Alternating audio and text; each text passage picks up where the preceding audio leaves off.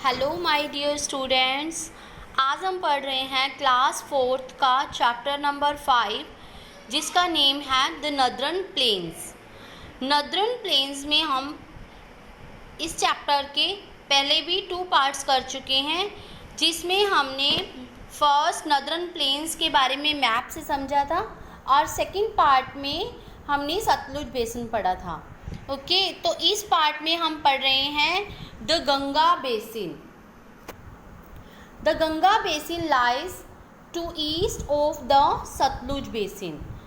Ganga basin जो है वो सतलुज बेसिन के ईस्ट डायरेक्शन में है। Okay, river Ganga and its territories, जैसे कि हमने आपको पहले भी बताया था, जो रिवर्स आकर मेन रिवर में मिल जाती हैं उसको क्या बोलते हैं, उस रिवर की टेरिटरीज बोलते हैं। और ये रिवर एंड टेरिटरीज मिलकर क्या बनाती हैं, बेसिन बनाती हैं। तो गंगा रिवर की टेरिटरीज कौन कौन सी हैं? ट्रिब्यूटरीज हैं यमुना, गोमती, सन, ये सब मिलकर क्या बनाती हैं, गंगा बेसिन बनाती हैं। The national capital territory of Delhi, the states of Uttar Pradesh, Bihar, West Bengal, part of Uttarakhand. देखिए, जो भी स्टेट्स रिवर बेसिन को, गंगा बेसिन को कवर करते हैं, कौन कौन से स्टेट्स हैं वो? सबसे पहले तो है national capital territory of Delhi, state of Uttar Pradesh, Bihar, West Bengal and Uttarakhand का क्या है, उत्तराखंड का सिर्फ पार्ट है एंड झारखंड का भी थोड़ा पार्ट है, जैसे हमने मैप में पहले देखा था, are located in this basin. Okay, let's read the story of Reluram, Banke and Utpal. इन 3 पर्सन्स की स्टोरीज के द्वारा हम समझेंगे कि यहाँ के जो लोग हैं वो किस तरह से अपना जीवन व्यतीत करते हैं। जैसे हमने सतलुज बेसिन में भी एक पर्सन की स्टोरी से देखा था ना, इसी तरह यहाँ पर 3 पर्सन्स दिए हुए हैं, रेलूराम, बांके एंड उत्पल। ये तीनों क्या हैं, ये फार्मर हैं। ओके, यहाँ पर फार्मिंग होती है, इसका मतलब। Reluram lives in a village near river Ganga in Uttar Pradesh. जो रेलूराम है वो उत्तर प्रदेश में रहता है। बांके कहाँ रहता है, ये रिवर कोसी के पास रहता है, बिहार में। और उत्पल कहाँ रहता है, रिवर हुगली के पास इन वेस्ट बंगाल में। Reluram, Banke and Utpal grow wheat and rice. और ये क्या ग्रो करते हैं, खेती करते हैं जब, wheat and rice. Okay, sugar cane and pulses are the other main crops. और यहाँ पर और कौन कौन सी क्रॉप्स उगाई जाती हैं, शुगर केन और पल्सेस। पल्सेस होते हैं दालें।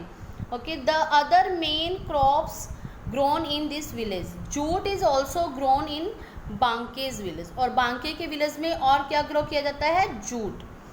Rice and jute are the main crop grown in Utpal village. Utpal के विलेज में राइस और जूट जो है मेन क्रॉप्स ग्रो की जाती हैं। Like other villagers, Reluram, Banke and Utpal, दूसरे विलेजेस की तरह ये जो तीनों पर्सन्स हैं ये भी क्या करते हैं, हैन और डक पालते हैं। किस लिए, इनसे एग कलेक्ट करने के लिए और मीट कलेक्ट करने के लिए। Reluram and Banke also keep cows, ये गायें भी पालते हैं, बैफलोज भी पालते हैं। किस लिए, मिल्क बेचने के लिए और मिल्क के जो अदर प्रोडक्ट्स हैं उनको बेचने के लिए। देखिए यहाँ पर दिखाया हुआ है आपको पिक्चर में, ये है डेयरी फार्मिंग, जो दूध का काम करते हैं और दूध के जो प्रोडक्ट बनाते हैं उसको, उस काम को डेयरी फार्मिंग कहते हैं। चलिए थोड़ा सा आगे बढ़ते हैं। इसके बाद है in Utpal village some people catches fish. अब उत्पल के विलेज में कुछ लोग मछली पकड़ने का काम करते हैं, ठीक है, रिवर्स के पास, और sell it in the local market, और मार्केट में जाकर मछलियाँ बेच देते हैं। In the national capital territory of Delhi people work mostly in offices. अब जो हमारी नेशनल कैपिटल टेरिटरी है दिल्ली, वहाँ के लोग ज़्यादा क्या काम करते हैं, वो थोड़ा ज़्यादा डेवलप है, वो लोग ऑफिसेज में, बैंक में, शॉप्स में काम करते हैं और या फिर अपना कुछ बिजनेस चलाते हैं। Women of Ganga basin mostly wear saris in different styles. अब गंगा बेसिन की जो लेडीज़ हैं वो कैसे कपड़े पहनती हैं, वो डिफरेंट टाइप से साड़ी बांधती हैं। और जो मेन हैं वो धोती कुर्ता पहनते हैं और या फिर कुर्ता पजामा पहनते हैं। और इस ट्रेडिशनल ड्रेस को क्या कहा जाता है, अपने नेक के जो ऊपर जो एक कपड़ा पहनते हैं जिसको गमछा बोलते हैं, नेक को कवर कर लेते हैं। जैसे आपको इस पिक्चर में दिखाया हुआ है ना, सबने अपने नेक में क्या डाला हुआ है, गमछा डाला हुआ है। होली, ईद, दिवाली। अब यहाँ पर जो फेस्टिवल हैं, कौन कौन से फेस्टिवल मनाए जाते हैं, यहाँ पर होली मनाई जाती है, ईद, दिवाली यहाँ के मेन फेस्टिवल हैं। People of waste Bengal celebrate Durga Puja. और वेस्ट बंगाल के जो लोग हैं वो ज़्यादातर दुर्गा पूजा को बहुत ज़्यादा ग्रेट जॉय, बहुत ही खुशी से मनाते हैं। उसके बाद है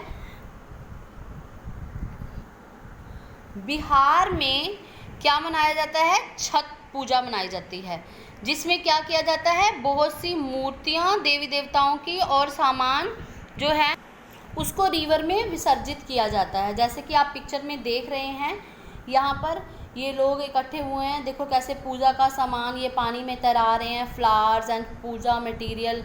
ये सब क्या कर देता है, जब ये इतना सारा मटेरियल पानी में फैला देते हैं तो पानी गंदा हो जाता है। In Delhi, Uttar Pradesh and Bihar is very hot in summer. Delhi में, उत्तर प्रदेश और बिहार ये गर्मियों में बहुत ही गर्म होते हैं और सर्दियों में ठंडे एरिया होते हैं ये। In West Bengal it is very hot and humid in summer. West Bengal में भी गर्मियों में बहुत गर्म मौसम होता है और सर्दियों में कूल मौसम होता है। The state get heavy rain in rainy season. और रेनी सीज़न में यहाँ पर खूब बारिश होती है। नेक्स्ट है कि गंगा बेसिन का जो एरिया है वहाँ पर कैसी कैसी वेजिटेशन पाई जाती है, कैसे कैसे प्लांट्स पाए जाते हैं। The plains of Uttar Pradesh and Bihar have been cleared. यहाँ पर भी फार्मिंग के लिए, जैसे हमने सतलुज बेसिन में पढ़ा था कि बहुत सारा जो एरिया है वो क्लियर कर लिया गया है। डिफरेंट टाइप्स ऑफ श्रब्स, यहाँ पर श्रब्स जैसे झाड़ीदार पौधे ही मिलते हैं। लाइक यहाँ Ashoka is the state tree, और अशोका इनका स्टेट ट्री है।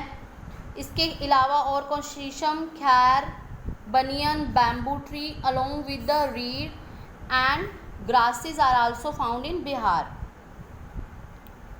Next है forest cover more than 1/10 of the total land area of West Bengal. West Bengal का ज़्यादा एरिया जो है, 10% एरिया जो है वो जंगली एरिया है।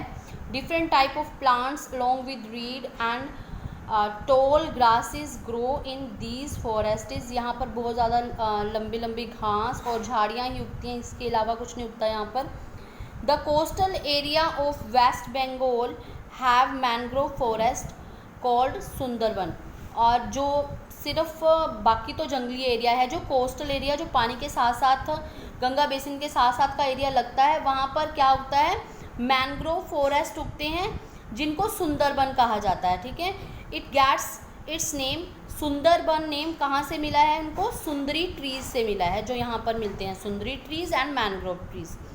Mangrove trees can grow easily in salty water and muddy soil found in coastal areas. ठीक है, मैनग्रोव यहाँ पर ट्रीज क्यों ग्रो कर जाते हैं, क्योंकि मैनग्रोव ट्रीज जो हैं वो सॉल्टी वाटर में और मडी सोयल में, चिकड़ वाले मिट्टी में जल्दी ग्रो कर जाते हैं। इसके बाद है look at the root of mangrove trees. ये जो आपको पिक्चर दी हुई है ना, ये मैनग्रोव ट्रीज की पिक्चर है। इसकी रूट देखो कैसे बाहर की तरफ फैली हुई है ना, ये सारी रूट्स हैं। Look at the roots of the mangrove trees. इसकी तरफ देखिए ध्यान से आप, कम अबव द ग्राउंड, ये ग्राउंड से भी बाहर आ गई हैं। These roots have very thin holes which help the tree to breathe in the muddy soil. जैसे यहाँ पर पानी के बीच में मड्डी सोयल में ये ग्रो किया हुआ है, इसके बीच में क्या होता है, ये जो रूट्स हैं इसमें नीचे छोटे छोटे होल्स होते हैं जो इनको ब्रीथ करने में, ग्रो करने में हेल्प करते हैं।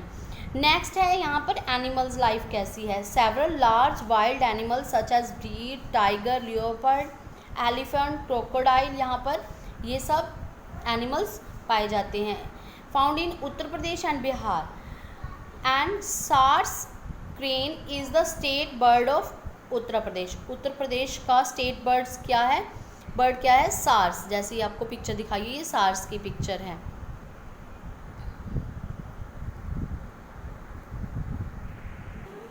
नेक्स्ट यहाँ पर गैंगटिक डॉल्फिन, जिसकी आपको यहाँ पर पिक्चर भी दिखाई गई है।